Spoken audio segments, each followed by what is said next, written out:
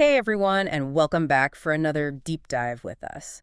You know how we always say it's so important to take care of ourselves, like physically, mentally, emotionally? Absolutely. Well, this time we're focusing on mental health and wellness, and honestly, prepping for this episode has been eye-opening, to say the least. I agree.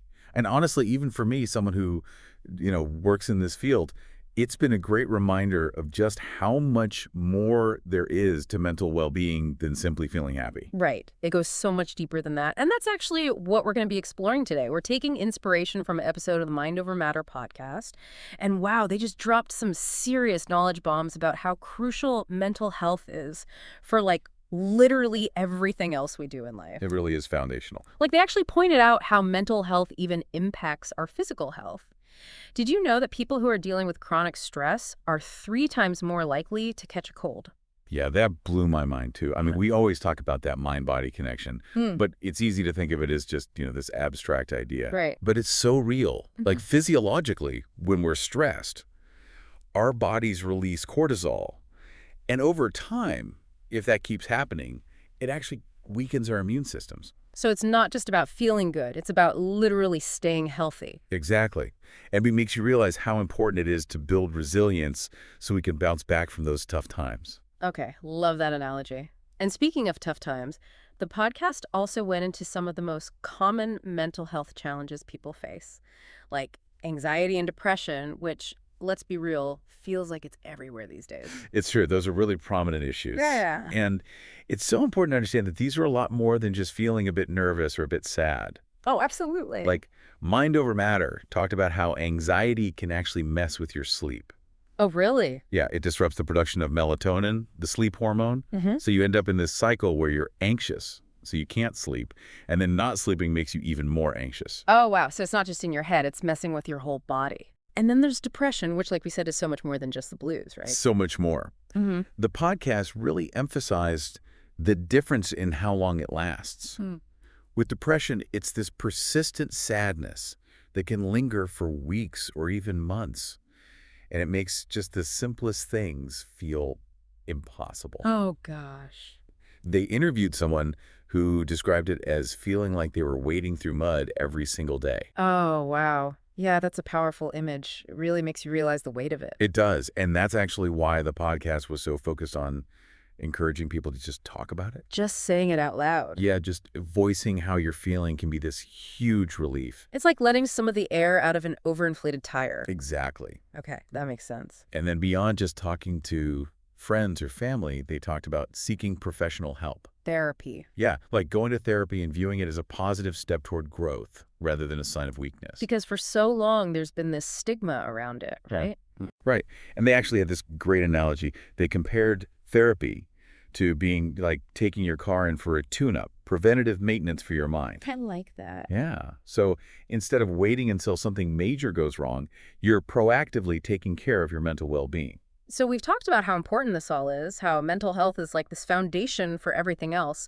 But what can we actually do to, be proactive about it? I'm curious, what did the Mind Over Matter podcast suggest? So one thing they really emphasized was exercise. Mm-hmm. Even moderate exercise, like just going for a brisk walk, has been shown to make a huge difference in reducing symptoms of anxiety and depression. Yeah. Yeah, and actually they highlighted yoga, especially. There was this one study where people who did yoga 3 times a week for 8 weeks had such significant improvements in their mood and stress levels compared to a control group. Oh, wow. So it's not just about getting your heart rate up. It's about finding what works for you. Exactly. And another thing they talked about was the power of strong social connections. Oh, yeah, like your support system. Yes. Like having those good relationships and really cultivating them. One of the therapists they interviewed said that feeling loved and connected is like this buffer against stress. It helps you deal with life's challenges. Yeah, it's like having your own personal cheering squad. Exactly. But then, and this can be hard, but they also talked about the importance of setting boundaries. Oh, gosh, I struggle with that. Oh, me too. It's so easy to get caught up in doing everything for everyone else. Yeah. You know? And then you're just depleted. Exactly. They talked about how we all have this limited emotional bandwidth. So if we're constantly giving, we're going to run out. And then you can't even show up for yourself. Exactly. So they had this idea of using a gentle but firm approach when setting boundaries. What's that? It's just being polite but clear about your limits, whether it's saying no to extra commitments or just taking time for yourself. I need to get better at that. But what about self-care? I feel like that's become such a buzzword these days. What did the Mind Over Matter podcast have to say about that? They had a lot to say. Hmm. And one thing that stuck out to me was how they challenged this idea that self-care has to be this, grand, luxurious thing. Right. It's more about incorporating these small, everyday acts into your routine that make a difference. Oh, I like that. What kinds of things did they suggest? Well, they talked about taking even just a few minutes every morning to sit in silence and just focus on your breath, or carving out 15 minutes before bed to read a good book, even if it means putting other things aside. Oh, yeah, just those little pockets of time for yourself. Exactly. But they also talked about more unconventional ideas, too. Ooh, tell me more. They had this idea of micro adventures, which are basically just these small, spontaneous activities to shake up your routine. Like what? Well, one of the hosts said she tries to take a different route home from work every day. It lets her discover new streets and cafes and things she never knew were there. That's fun. Right. So it's about finding those small things that can boost your mood and break you out of autopilot. I love that. And they also talked about something I honestly wouldn't have expected, nutrition. Right. It seems obvious, but it's easy to forget that what we eat has this huge impact on our mood and our brains. They even cited a study where people who ate a diet high in processed foods and sugar had a 58% higher risk of experiencing depression. Whoa, 58%. That's crazy. So it's not just about what we do, it's about what we fuel our bodies with, too. Exactly. It's all connected. It really is. We've talked about exercise, relationships, self-care, even what we eat. It's all part of the same puzzle when it comes to taking care of our mental health. And honestly, what stands out to me most from everything the podcast talked about is that you don't have to make these huge changes. Yeah. It's those small shifts in your routine or even just your perspective Hmm. that can make a huge difference. I love that. It's empowering to realize we have more control over our mental well-being than we might think. But what about when, things feel really overwhelming? Like when those small changes just don't seem like enough? That's a really important question. And honestly, that's something we should talk about more. Hmm. We need to talk about the resources and support systems that are out there for when we need more than just those everyday practices. I totally agree. And actually, that's exactly what we'll be diving into next time. We'll be back with more on how to navigate those tougher moments. Stay tuned. Welcome back to our deep dive, everyone.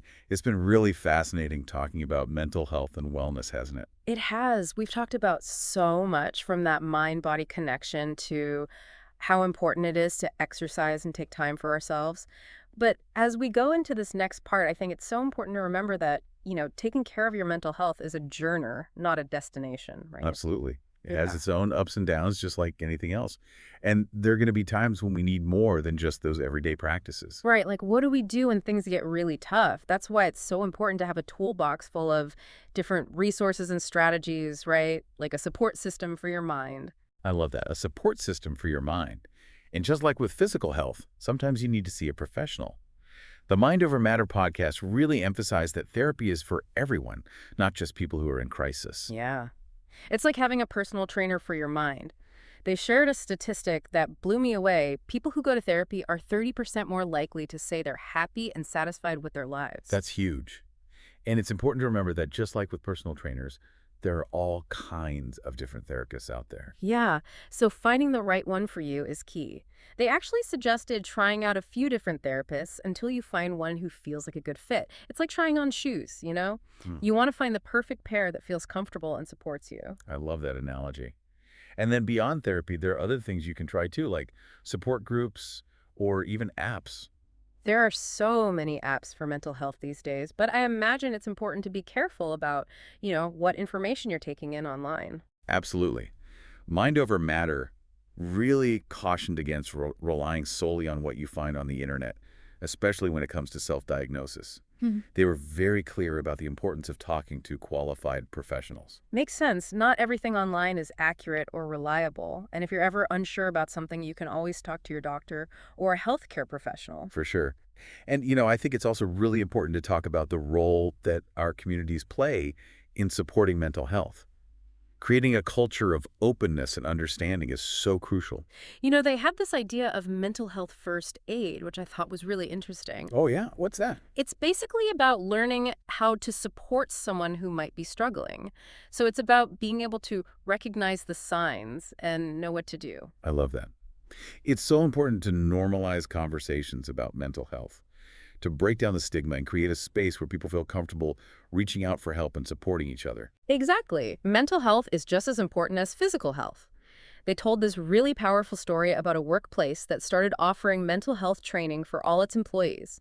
And as a result, they had way fewer people calling out sick because of stress.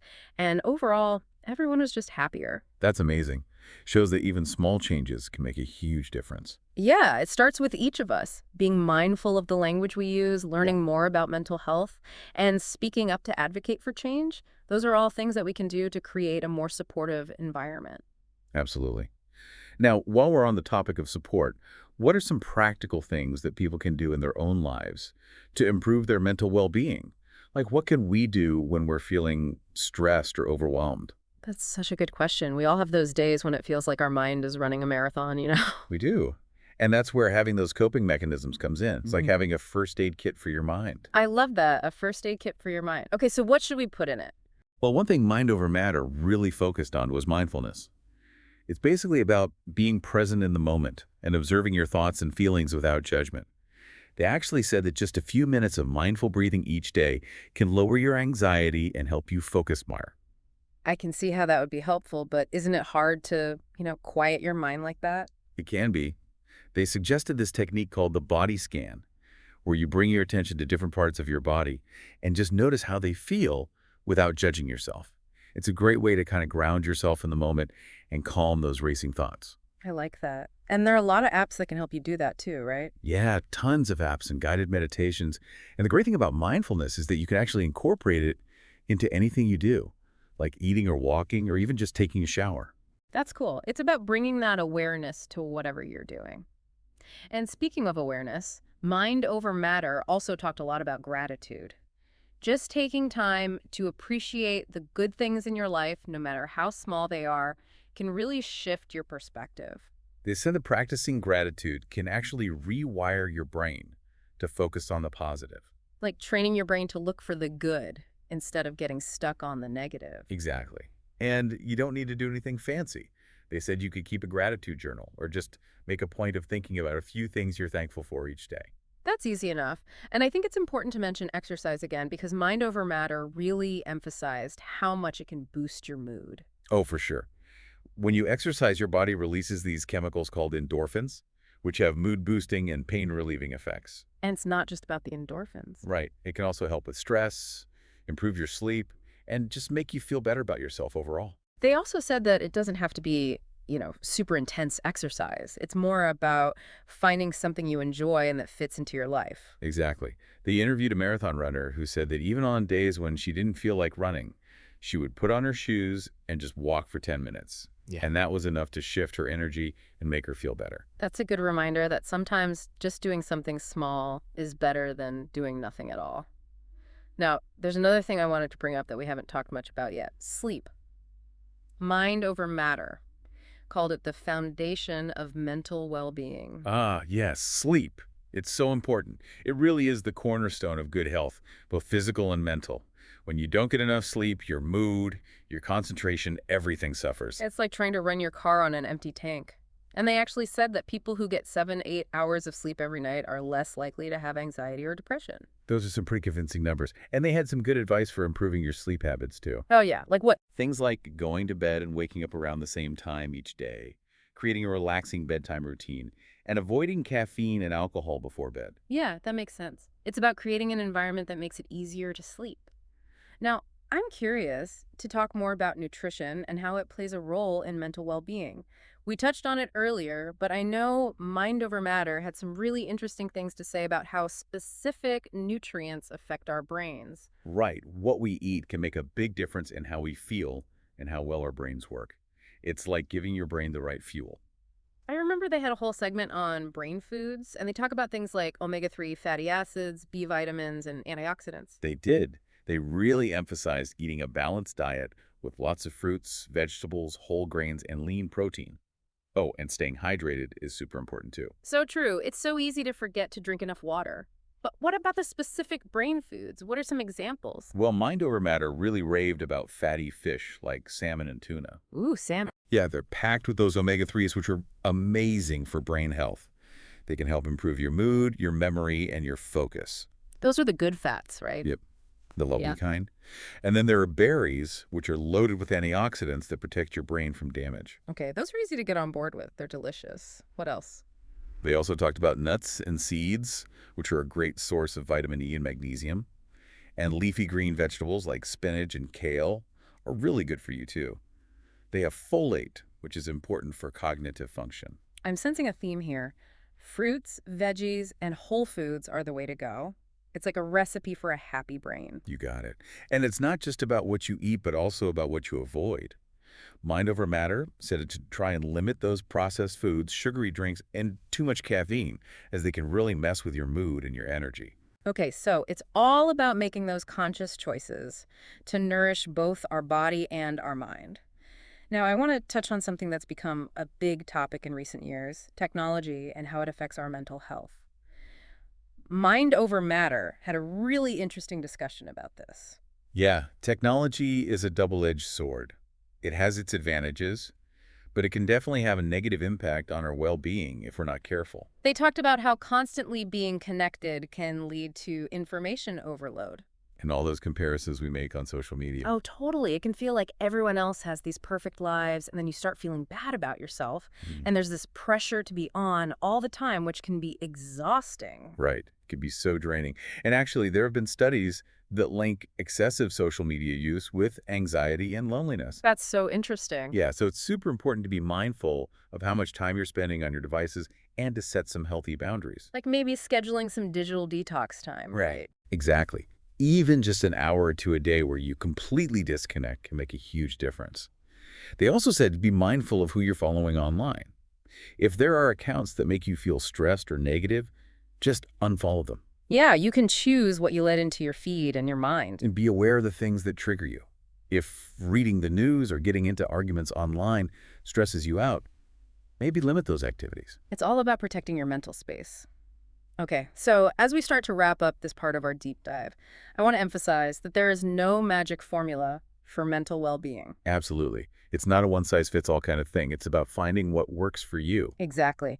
What works for one person might not work for another, and what works for you at one point in your life might not work later on. It's a journey of discovery, and it's constantly evolving. And remember, you're not alone on this journey. There are people who care, resources that can help, and so many different strategies you can try. If you're struggling, reach out. Talk to a friend, a family member, or a professional. There's no shame in asking for help. It's actually a sign of strength. Your mental health matters. You deserve to thrive. Well said.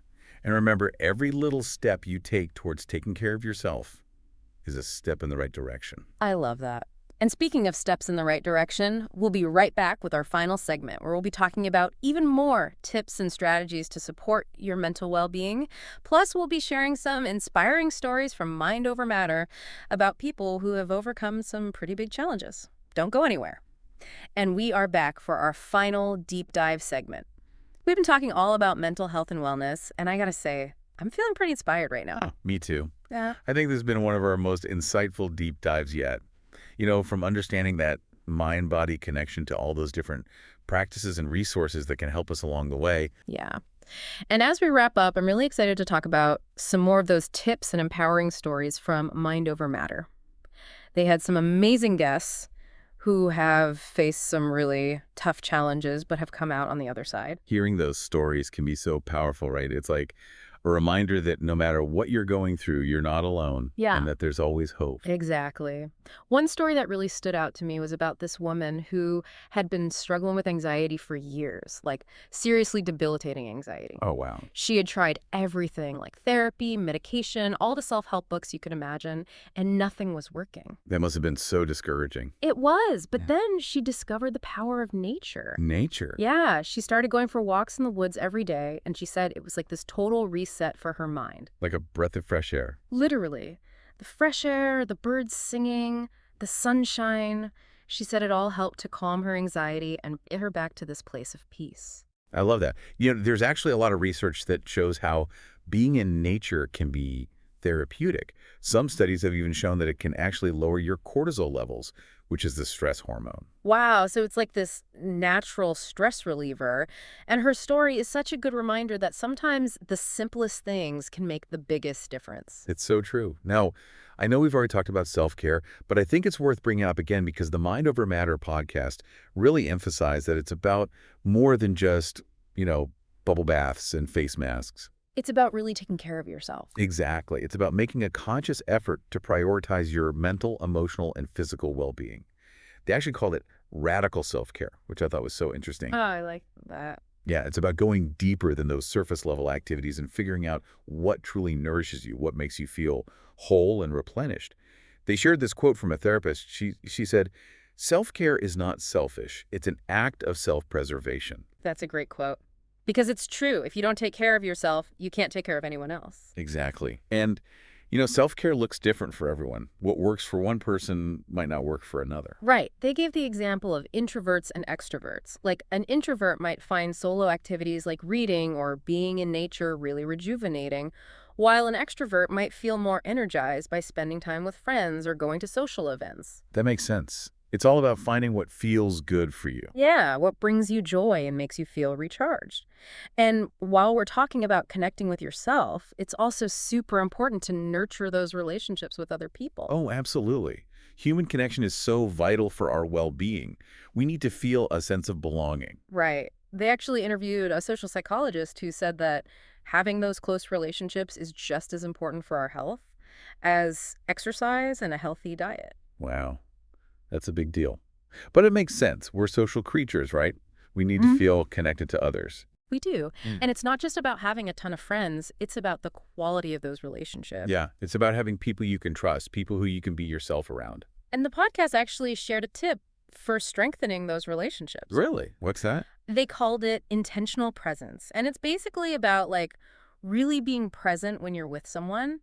Put your phone away, make eye contact, and actually listen to what they're saying. Make them feel seen and heard. I love that. It's such a simple thing, Yeah. but I think it's easy to forget in our world of constant distractions. It is. We're always so busy, always multitasking. It's hard to just be in the moment. And I think that idea of intentional presence can apply to our relationship with ourselves too. What do you mean? Like being present with our own thoughts and feelings, Yeah. not judging ourselves, just observing. Oh, yeah. That ties back into mindfulness. Yeah. Okay, so I want to switch gears for a minute and talk about the role of mindset when it comes to mental health.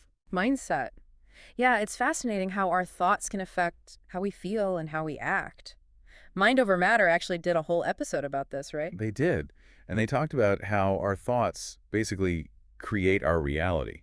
So if you're constantly thinking negative thoughts, it can really bring you down. It's like that saying, whether you think you can or you think you can't, you're right. Exactly. But the good news is that you can learn to shift your mindset. The podcast shared some really helpful tips for doing just that. Oh, all ears. Tell me more. Well, one technique they talked about was called thought challenging. Thought challenging. Yeah, it's about questioning those negative thoughts and asking yourself if there's any evidence to support them. So it's like you're putting those thoughts on trial. Exactly. Yeah. Because a lot of times our thoughts aren't actually facts. They're just thoughts, and we can choose to believe them or not. That's powerful. What else did they suggest? They also talked about the importance of focusing on your strengths. We all have talents and abilities, and recognizing those can really boost your self-esteem. I love that. Instead of dwelling on what you're not good at, celebrate what you are good at. Exactly. It's not about being arrogant. It's about recognizing your own worth. Okay, I know we've covered a lot of ground in this deep dive, but before we go, I want to come back to those inspiring stories we were talking about earlier. Mind Over Matter shared so many examples of people who have overcome incredible obstacles and come out stronger on the other side. I love those stories. They're such a good reminder that healing and growth are always possible. One story that really stuck with me was about this guy who had been dealing with really severe depression for years, and he eventually found healing through art therapy. Art therapy, that's so cool. It is. He found this passion for painting, and it gave him a way to express himself and process his emotions. That's amazing. It shows the power of creative expression. And they had another story about a woman who had gone through a really traumatic event and ended up developing PTSD. Oh, wow. But through therapy and support groups, she was able to heal, and she even became an advocate for other survivors. Wow, that's incredible. It's amazing to see how people can turn their pain into purpose. It really is. And I think those stories are a perfect way to wrap up this deep dive. If you're struggling, please know that you're not alone and that there is help available. Yes. Reach out, talk to a friend, a family member, a therapist. There's no shame in asking for support. In fact, it takes a lot of courage to admit that you need help. It does. Your mental health matters, you matter, and you deserve to live a happy and fulfilling life. So well said. And remember, every small step you take towards prioritizing your well-being is a victory. Celebrate those wins. I love that. This has been such a great conversation. Thank you for joining us on this mental health journey. And until next time, take care of yourselves and each other.